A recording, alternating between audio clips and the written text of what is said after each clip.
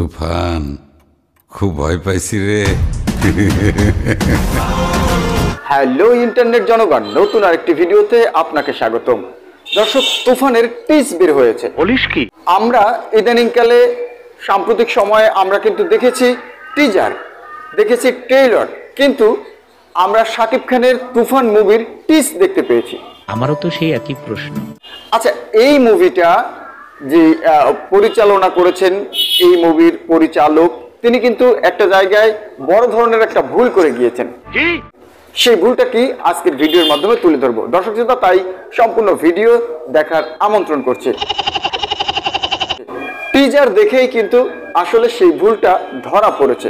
তবে ভুলটা কত বড় ভুল, আর শাকিব খানের তুফান মুভিতে আর নতুন একটা গল্পে এই ধরনের ভুলটা কতখানি আসলে যায় মুভির সাথে বা শাকিব খানের সাথে, সেটাও আপনারা আমাদেরকে কমেন্ট করে জানাবেন। চলুন আমরা মূল ভিডিওতে ফিরে যাই। তবে তার আগে আপনার কাছে ছোট্ট একটি অনুরোধ, আপনি যদি আমাদের চ্যানেলে নতুন হয়ে থাকেন তাহলে অবশ্যই চ্যানেলটি সাবস্ক্রাইব করে পাশে থাকবেন।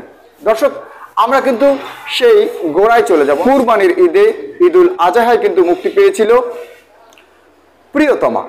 তো প্রিয়তমা মুভিটি ব্যাপক সফলতা অর্জন করেছে, ব্যাপকভাবে আমিও দেখেছি। মুভিটা অত্যন্ত ভালো হয়েছে, গল্পটা খুব ভালো হয়েছে, আর শাকিব খানের যে কথা বলার স্টাইলগুলো ছিল সেটাও খুব ভালো লেগেছে। তার যে কো আর্টিস্ট ছিল তার সাথে তারও ডায়লগ ডেলিভারি ছিল খুব অসাধারণ, খুবই ভালো লেগেছে। এর মাঝখানে এই কোরবানির ঈদ থেকে এই আজকের এই রোজার ঈদ পর্যন্ত, এই যে গত রোজার ঈদ পর্যন্ত কিন্তু শাকিব খানের কোনো মুভি আমরা দেখতে পাইনি। দীর্ঘ 9টি মাস পরে তিনি রোজার ঈদে আবার এই যে গত ঈদ উল ফিতরে আরেকটা মুভি নিয়ে এসেছেন। সেই মুভিটি হচ্ছে রাজকুমার।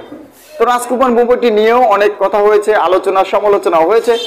এরপরে এই কোরবানির ঈদে নাকি তিনি নিয়ে আসছেন তুফান। তো তুফানের একটি ডায়লগ কিন্তু আমার সবচেয়ে বেশি ভালো লেগেছে, আর সেটি হলো, তুফান খুব ভয় পাইছি রে। তুফান খুব ভয় পাইছি রে। এই টিজারে, এই ট্রেইলারে, এই টিসে দুটি চরিত্রকে কিন্তু ফুটিয়ে তোলা হয়েছে, দুটি চরিত্রকে দেখানো হয়েছে, একটি চঞ্চল চৌধুরীকে, একটি শাকিব খানকে। আমরা জানি এই মুভিতে কিন্তু মিশা সওদাগর অভিনয় করেছে, তাছাড়া আরো অনেকেই অভিনয় করেছে, তাদের কাউকেই কিন্তু এই টিসের মধ্যে দেখানো হয়নি। তো টিজার না হয় এটা কেন টিস হয়েছে সেটা আপনি আমাদেরকে জানিয়ে দেবেন। আর যে বড় ভুলটা ছিল, সেই ভুলটা ছিল কেজিএফ এর এই মুভিটার, এই কেজিএফ এর মুভির এই যে দৃশ্যটা ছিল, এই দৃশ্যটা কিন্তু হুবহু নকল করা হয়েছে। আর এটা নিয়ে কিন্তু সবাই কথা বলছে, অনেকেই কথা বলছে। তো শাকিব খানের এই এত বিগ বাজেটের এই মুভিতে যদি এই ধরনের মিস্টেক রাখা হয়, এই ধরনের ভুল ভ্রান্তি রাখা হয়, তাহলে সেটা দর্শকরা কিভাবে নেবেন? অনেকেই কিন্তু এই বিষয়টা নিয়ে আলোচনা করছেন, সমালোচনা করছেন। আর আপনি এই বিষয়টা কি দেখেন, কি মনে করেন, সেটা আমাদের কমেন্ট সেকশনে জানিয়ে যেতে পারেন। আর সাম্প্রতিককালে বাংলাদেশে দেখা যাচ্ছে যে শাকিব খান ছাড়া অন্য কোনো নায়ক কিন্তু সিনেমা হলে পাত্তাই পাচ্ছেন না। যাদেরই এই ঈদে ছবি মুক্তি পেয়েছে প্রায় 11টির মতন, তার মধ্যে কিন্তু শুধুমাত্র একটি মুভি দর্শকদের হৃদয় কেড়েছে, রাজকুমার। আর সেটি ব্যাপকভাবে সারা বাংলাদেশের সিনেমা হলে ভালোভাবে আলোড়ন সৃষ্টি করেছে, কিন্তু অন্যান্য মুভিগুলো কিন্তু তেমন একটা ভালো করতে পারেনি। তবে সোনার চর মুভিটায় আমার কিন্তু জায়েদ খানের অভিনয়টা মোটামুটি ভালো লেগেছে, উনি একটু অভিনয়টা তুলতে পেরেছেন নিজের।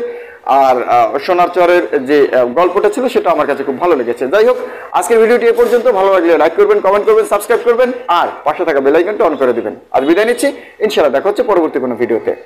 আল্লাহ হাফেজ। তুফান খুব ভয় পাইছি রে।